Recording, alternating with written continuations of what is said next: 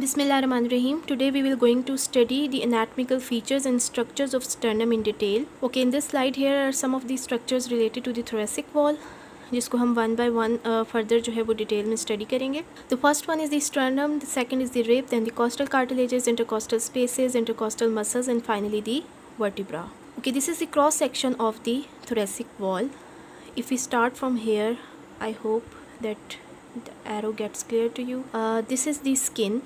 सबसे पहले हमारे पास जो अपवर्ड स्ट्रक्चर होता है वो स्किन है, ठीक है. उसके बाद superficial fascia and after that we have the serratus anterior muscle. I hope this arrow would be clear to you. After that, after the serratus anterior muscle, we have the pleural cavity of the lung, जो कि outer surface होता है, और उसके बाद हमारे पास यहाँ पर जो है वो लंग की पोजीशन आ जाती है. देन अगर हम थोड़ा सा इन्फीरियरली आएँ, here is the intercostal veins, these are the intercostal arteries and this is the presence of the intercostal nerve. The blue one is the vein, the red one is the artery and the yellow one is the nerve. Then if we further move downward, we have the visceral pleura and the parietal pleura of the lungs. On the left side, this is the external intercostal muscle, this is the internal intercostal muscle and this is the innermost intercostal muscles, जो कि basically ये जो हमारे पास intercostal spaces होती हैं in between the ribs, जो हमारे पास spaces हैं वहाँ पर जो है वो इनकी presence और location होती है.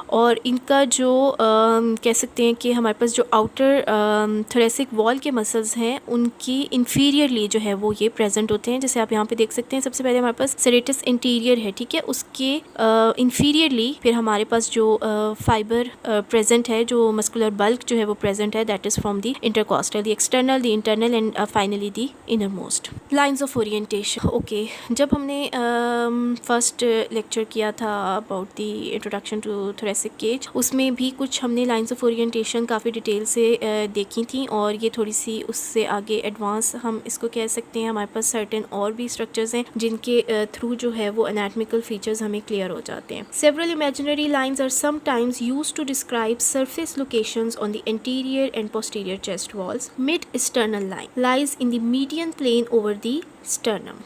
Mid-sternal line को मैं यहाँ पर आपको दिखा देती हूँ. I hope it's clear. This is the sternum, this is the manubrium sterni, this is the body of the sternum and this is the exiphoid process. Overall, this is the structure is known as the sternum. In between the sternum, the median plane is the mid-sternal line. I hope it gets clear. Okay, after that, mid-clavicular line runs vertically downward from the midpoint of the clavicle. This is the mid-clavicular line. This is the clavicle. Mid-clavicular line vertically downward. The next one is the anterior axillary line. Runs vertically downward from the anterior axillary fold. Well, this is the axilla. This is the axilla. The arrows shows, I hope it's clear. Okay, this is the axilla, this is the anterior axillary line and just posterior to it, it has the posterior axillary line. Posterior axillary line runs vertically downward from the posterior axillary fold. Mid axillary line runs vertically downward from a point situated midway between the anterior and posterior axillary lines. Like anterior और posterior के in between जो हमारे पास structure present है उसको हम कहते हैं mid axillary. Anterior axillary fold and the posterior axillary fold के in between हमारे पास एक mid axillary line आती है. आगे एक slide में जो है it gets clear to you. Scapular line runs vertically downward on the posterior wall of the thorax, passing through the inferior angle of the scapula, arms at the sides. This one is the scapular line. This is the inferior angle of the scapula, the arms on both sides. This shows the scapular line. Okay, यहाँ पर हम थोड़े से structures को again revise कर लेते हैं. This is the superior angle of scapula. आपने ये चीज़ें जो हैं वो अपर लिम्ब और लोअर लिम्ब में बहुत डिटेल से की होंगी. There is nothing special but just for the revision we can go through it. This is the nuchal groove. This is the cervical spine 7, C7 and this is the T1, T2 and T3 and so on. The thoracic spine 7, T7 is located here and lateral border of the erector spiny muscle. This is the attachment of the muscle. Iliac crust, inferior angle of the scapula. This is the superior angle of the scapula and this is the spine of the scapula. If you move to the left side, we have the first rib, the clavicle, the cervical spine 7, C7. After that, the start from the T1 to T12 up till downward, and then the lumbar will be started. After that, we have the inferior angle of the scapula and thoracic spine 7, C7, medial border of the scapula, and this is the lateral border. It's not mentioned, I'm telling this is the lateral border of the scapula, and this is the medial border of the scapula. This is the superior and this is the inferior. After that, we have the spine of the scapula, then the T12. After that, L1, L2, L3 and 4 and so on, the lumbar vertebrae get started from here, and this is the 12th rib. From 1 to 12 overall हमारे पास जो है वो 12 ribs हैं। ये अब हमारे पास originally जो कि हमारे पास स्किन पे हम अगर इसको आइडेंटिफाई करते हैं किसी भी ह्यूमन बीइंग के, तो उसमें हम लाइंस को जो है वो कैसे आइडेंटिफाई करेंगे। सबसे पहले हमारे पास है सुप्रास्टर्नल नॉच, ठीक है। ये आपके इन बिटवीन अगर हम खुद पल्पेट करना चाहें आप अपनी बॉडी पे, तो इन बिटवीन द टू क्लैविकल्स जो आपके पास एक डिप्रेशन आता है, this is the suprasternal notch, और इसको हम जुगुलर नॉच भी कहते हैं। उसके बाद है हमारे पास interior median mid sternal line, जो कि ऑलरेडी मैंने आपको बताई थी कि स्टर्नम के in between this is the mid sternal line, this is the sternum, the body of sternum, here is the manubrium and downward there is the xiphoid process. तो overall ये हमारे पास जो स्टर्नम का स्ट्रक्चर है, इसके in between median plane के through जो है वो लाइन ड्रॉ होती है, उसको हम कहते हैं mid sternum. Okay, mid clavicular lines in between the centre of the clavicle, यहाँ पर हमारे पास सेंटर पॉइंट है जो लाइन वर्टिकली डाउनवर्ड मूव करती है, that is the mid clavicular line. उसके बाद यहाँ पर आपको जो है वो एक्सिलरी फोल्ड्स जो हैं, it gets clear to you here. सबसे पहले हमारे पास एंटीरियर एक्सिलरी लाइन है, this is the anterior axillary line from where my arrows moves, and this is the posterior axillary line, and in between this is the mid axillary line, which was not cleared in the last slide. Here it is cleared. I hope its structures gets clear to you. In between the anterior and posterior. Okay, अगर हम अब back पे हम posterior view से देखें तो हमारे पास जो clavicular lines थी inferior angle से vertically downward move करी थी, these are the clavicular line, and this is the mid vertebral line. vertebral body disc जो होती है हमारे पास, उसके in between ये भी median plane पे ही हमारे पास line जो है वो draw हो रही है और downward जो है वो move कर रही है। Okay, now we have the sternum. The sternum lies in the midline of the anterior chest wall. It is flat bone that can be divided into three parts: manubrium sterni, body of the sternum, and the exiphyte process. Next we have the suprasternal notch, which we have already seen in the previous slides. The superior margin of the manubrium sterni felt between the prominent medial ends of the clavicles in the midline. जैसे मैंने आपको बताया कि in between the two clavicles आप जो है वो उसको palpate कर सकते हैं. It lies opposite the lower border of the body of the second thoracic vertebra.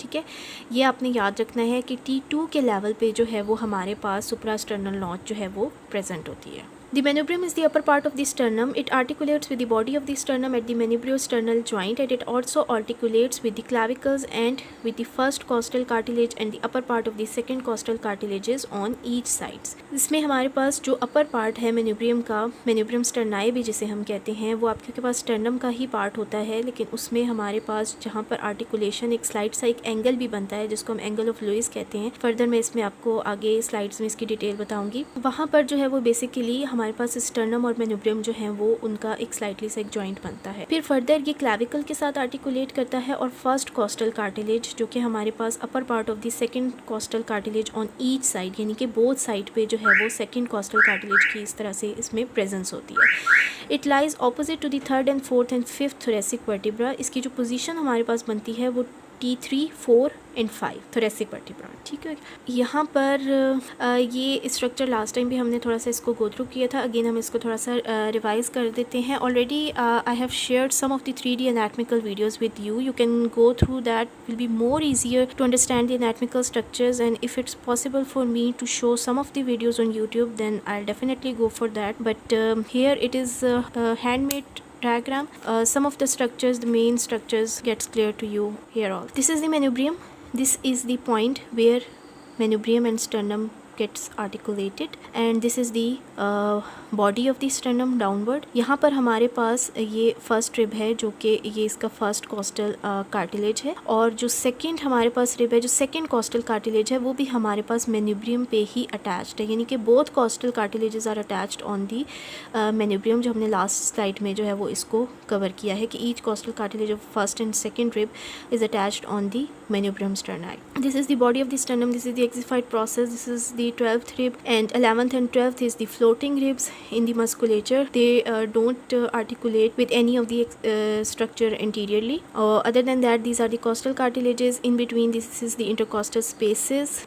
If we move to the left side, this is the suprasternal notch. Facet for the clavicle, facet for the first costal cartilage, and facet for the second costal. Then we have the third, fourth, fifth, sixth, seventh, and finally we have the exified process. Body of the sternum. The body of the sternum articulates above with the manubrium at the manubriosternal joint and below with the exified process at the axis-sternal joint. The axis-sternal joint lies opposite the body of the 9th thoracic vertebra. On each side, it articulates with the 2nd to 7th costal cartilages कि हमारे पास जो एक्सिफाइड process या वो angle जो हमारे पास joint जहाँ पर बन रहा होता है वो बेसिकली आर्टिकुलेशन है हमारे पास सेकंड से लेकर 7th कॉस्टल कार्टिलेज की, यानी कि ओवरऑल स्टर्नम पे 7th हमारे पास बिल्कुल एंड पे आएगा और सेकंड हमारे पास जो है वो सेकंड हमारे पास ये है और यहाँ पर ये हमारे पास 7th है and this is the xiphoid process. यहाँ पर हमारे पास एक्सिफोस्टर्नल जॉइंट बन रहा है.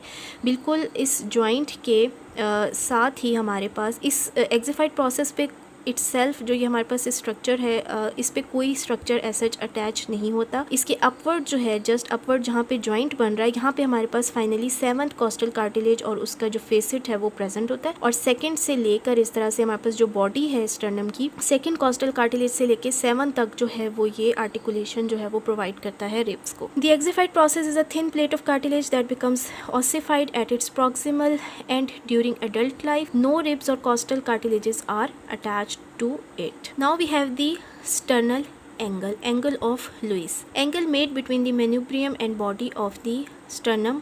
जो हमारे पास मेन्यूब्रियम स्टर्नल एंगल बनता है बेसिकली उसको कहते हैं angle of Louis. It lies opposite the intervertebral disc between the 4th and 5th thoracic vertebra like T4 and T5 का जो लेवल है हमारे पास वहाँ पर एंगल ऑफ लुइस जो है वो प्रेजेंट होता है. The position of the sternal angle can easily be felt and is often seen as a transverse ridge. बिल्कुल ट्रांसवर्स टाइप ऑफ स्ट्रक्चर हम इसको कह सकते हैं, flattened. The finger move to the right और to the left will pass directly on to the second costal cartilage and then the second rib. Okay, यहाँ पर हमारे पास बेसिकली थोड़ा सा काउंटिंग का बताया हुआ है कि अगर हम पल्पेशन के थ्रू रिब्स को काउंट करते हैं तो हम एंगल ऑफ लुइस से अगर हम राइट और लेफ्ट किसी भी तरफ मूव करते हैं फिंगर को तो हमें सेकंड कॉस्टल कार्टिलेज जो है वो पल्पेट हो जाता है और वहाँ से फिर हम ऑनवर्ड्स जो हैं वो काउंट कर सकते हैं अपनी ओवरऑल रिब्स को. All ribs may be counted from this point. Occasionally in very muscular male like जो हमारे पास एक्सरसाइज करने से जो इंड्योरेंस और मसल बल्क जो है हमारे पास वो इंक्रीज हो जाता है, वो जो हमारे पास होते हैं सम ऑफ द एथलीट्स हम कह सकते हैं समवट, वो उसमें हमारे पास ऑब्वियसली क्योंकि मसल का बल्क जो है वो इंक्रीज होता है, स्लाइटली हाइपरट्रोफाइड होते हैं मसल, तो आपको रिब्स को पल्पेट करने में जो है वो थोड़ी सी डिफिकल्टी होती है. तो इसमें हमारे पास occasionally in very muscular male the ribs and intercostal spaces are often hidden by large pectoral muscles. In these cases it may be easier to count up from the 12th rib. इसमें हमारे पास easy होता है कि हम downward जो है वो counting शुरू कर दें rather than the superior part. The costal cartilage of rib 2 articulates with the sternum. ये एंगल ऑफ लुइस के बारे में ही बताया जा रहा है कि कौन कौन से स्ट्रक्चर्स इस एंगल के लेवल पे जो है वो किस तरह से प्रेजेंट कर रहे होते हैं. The superior mediastinum is separated from the inferior mediastinum. Angle of Louis के पार्ट पे हमारे पास सुपीरियर और इंफीरियर मीडियस्टाइनम भी जो है वो सेपरेट हो रहे होते हैं. The ascending aorta ends and the arch of aorta begins. The arch of aorta ends and the thoracic aorta begins. The trachea bifurcates और फिर ट्रैकिया जो है वो फर्दर हमारे पास बाइफरकेट करता है. ये सारे स्ट्रक्चर्स जो हैं वो हमारे पास जो हैं वो इस लेवल पे इस तरह से प्रेजेंट कर रहे होते हैं एनाटॉमिकल स्ट्रक्चर्स. अगेन यहाँ पर हमारे पास वही स्ट्रक्चर दिए हुए 1 to 12 हमारे पास रिब्स हैं. This is the costal margins, ये जो ट्राइंगल सा बनता है और इसको हम कॉस्टल एंगल भी कहते हैं. This is the xiphoid process, costal cartilage, sternal angle, manubrium of sternum, first rib, sternoclavicular joint, jugular notch, clavicle, coracoid process of the scapula. Then we have the sternal angle. If we move to the left side, again same structures, on the left side. Okay, we get revised. The exifosternal joint is the joint between the exified process of the sternum and the body of the sternum. It lies opposite the body of the 9th thoracic vertebra T9 के level पे. The subcostal angle is situated at the inferior end of the sternum between the sternal attachments of the 7 costal cartilages. यानी 7 costal cartilage पे जो हमारे पास angle बन रहा होता है उसको हम कहते हैं सब कॉस्टल एंगल. और एक्जिफोस्टर्नल जॉइंट जो है वो हमारे पास एक्जिफाइड प्रोसेस और बॉडी ऑफ स्टर्नम पे जो जहाँ पे मीट करा होता है वो हमारे पास जो पॉइंट है दैट इज़ T9. यहाँ पर ये बहुत ज़्यादा अच्छे से पिक्चर बनी हुई है. सबसे पहले अगर आप यहाँ पर देखें मेनुब्रियम पे तो हमारे पास T3 और T4 का एरिया आ जाता है जो कि हमने अभी पीछे इसको गो थ्रू किया. उसके बाद मिड मेनुब्रियोस्टर्नल जॉइंट जो है वो हमारा T4 और T5 के इन बिटवीन जो है वो प्रेजेंट होता है. उसके बाद बॉडी ऑफ स्टर्नम को अगर हम कैलकुलेट करें तो from the T5 and up to T9 overall हमारे पास जो है वो स्टर्नम जो है वो कवर हो रहा है. एंड T9 जो है वो हमारे पास एक्जिफाइड प्रोसेस का जो है वो पार्ट है जहाँ पर हमारे पास जॉइंट बन रहा है xiphisternal joint. Then we have the diaphragm. Okay, now we have some of the clinical notes. Sternum and marrow biopsy, जो बोन मैरो बायोप्सी बेसिकली होती है. Since the sternum possessive red haematopoietic marrow throughout life, it is common site for marrow biopsy. Under a local anaesthetic a wide bore needle is introduced into the marrow cavity through the interior surface of the bone. Like यहाँ से हम जो है वो biopsy के लिए material या marrow जो है उसको एक्सट्रैक्ट कर सकते हैं और ये बहुत कॉमन साइट है स्पेशली एडल्ट लाइफ में. The sternum may also be split at operation to allow the surgeon to gain easy access to the heart, great vessels and the thymus. जो हमारे पास ओपन हार्ट सर्जरीज होती हैं basically sternum जो है वो वहाँ पर उसको स्प्लिट करके और फिर फर्दर जो है वो पोस्टीरियरली या इंफीरियरली जो है वो डाउनवर्ड मूव किया जाता है टुवर्ड्स द ऑर्गन, क्योंकि सारे ऑर्गन्स जो हैं वो इंफीरियरली प्रेजेंट हैं. तो ये इसका थोड़ा सा क्लिनिकल पॉइंट ऑफ व्यू से प्रेजेंटेशन थी जिसको हमने कवर किया है. यहाँ पर आई गेस हमारा स्टर्नम जो है it gets covered. Okay, thank you so much. बाकी जो हमारे पास रेस्ट ऑफ द टॉपिक्स हैं that will be cover in the next lecture.